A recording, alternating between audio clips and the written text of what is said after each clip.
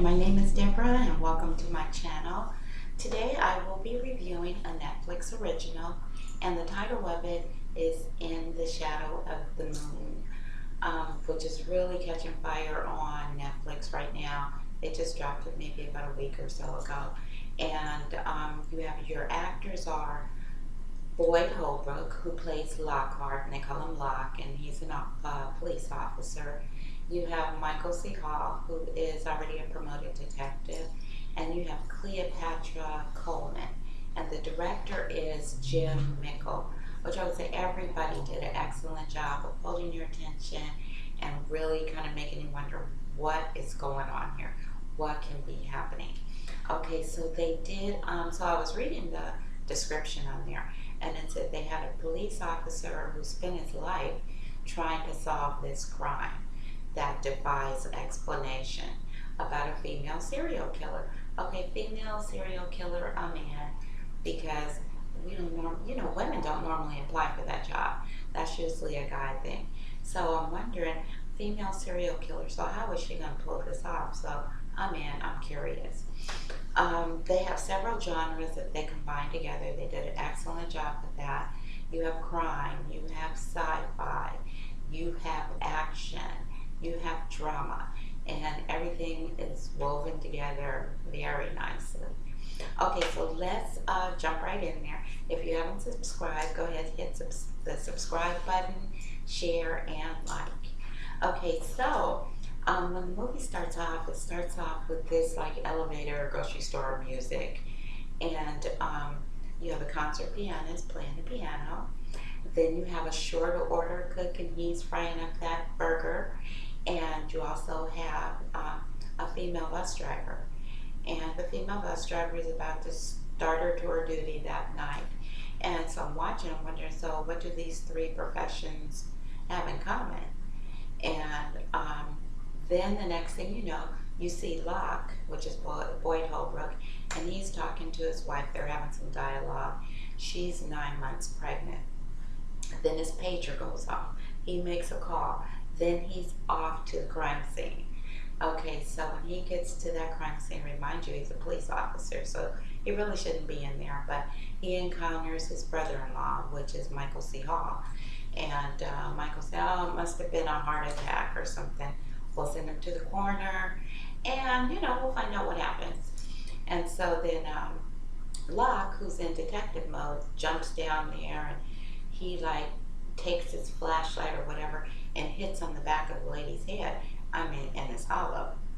And he goes, okay, so the person just bled all the way out. So the injuries don't match the scene. Okay, so then he pulls up the shirt collar and he sees 3 puncture wounds. And he's saying, so what do you think this is? He goes, I don't know, maybe it's a rash or something. We'll send him to the coroner, we'll find out. Then here comes a police officer. He said, we have 2 more dead bodies. Same thing, hemorrhage, they bled out. Okay, so they're off to those 2 crime scenes. And there they see the puncture wounds, and they see that, maybe these are connected because all of them have those puncture wounds on the back of their neck. So he's off to the coroner's office, and he's trying to, get the coroner to give him some clues, tell him something. And the coroner says, well, the puncture wounds. And he goes, oh, so those were puncture wounds. But that's all the info he would give him. Okay, I'm not going to give too many clues or spoilers or whatever, but just enough so you can jump in there and, spark some type of curiosity. But anyway, so him and his partner Maddox, they are trying to discuss this and figure out what is going on. How are these people dying like this? Okay, so next thing you know, a call comes in and they said they have another person that's been injected in their neck, and they want to know, did the person bleed out? And they go, no, this person, they're alive. So, they take off, they go over there, they question the lady, and she gives them everything they need to know right there. She tells them that it was a female, and she stabbed me in the back of the neck with something. I don't know what she did, but something was wrong with her hand. And so then here comes Hope, Michael C. Hall, and he wants to question her again. While he begins his questioning, that's it. She starts bleeding out and she's dead. So they take off because another officer calls and says they've spotted the suspect. And they take off to try to capture, to locate the suspect and arrest her. So they're after, and they do catch up with her. So I'm going to leave it at that. But I will say that there is a connection there. And another thing is, it only happens every 9 years.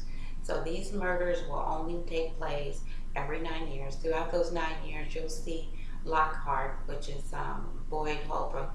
You'll see him aging throughout the process. You'll see him interacting with his daughter. But he does come to a conclusion. The ending is nice. It's very nice. To me, it seems like it could have been a series, so they could have elaborated on a few more things.